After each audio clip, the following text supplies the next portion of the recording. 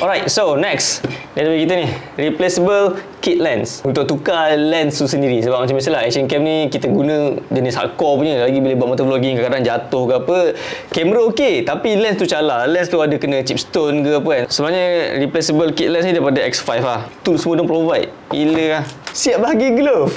Kau tengok lah, dia siap bagi glove tu. Memang nice lah. Cleaning wipes. Kalau macam lens korang berhabuk ke apa kan, kau nak kena tiup-tiup, nak bersihkan korang punya lens, dia pun bagi juga. Nice, aku suka bau dia, bau baru.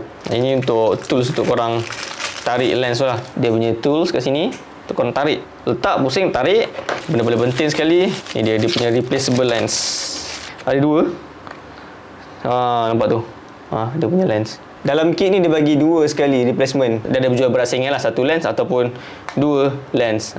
Kalau korang takut ataupun tak tahu nak tukar macam mana kan, tak nak hantar kedai, korang boleh buat sendiri sebenarnya. Sebab dia ada bagi instruction yang cukup lah. Dia ada, dan juga kalau korang tak tahu nak tengok tutorial video dan untuk korang lebih faham, scan QR dia bagi ni. Ni ada QR. Senang je sebab korang dah tak perlu nak pergi hantar kedai ke apa, korang boleh buat sendiri kat rumah. Dia convenience lah untuk semua jenis orang. Korang dah tak perlu risau lagi nak tukar, tak tahu nak tukar macam mana ke apa kan. Alright, so next kita sambung, kita proceed kepada barang seterusnya.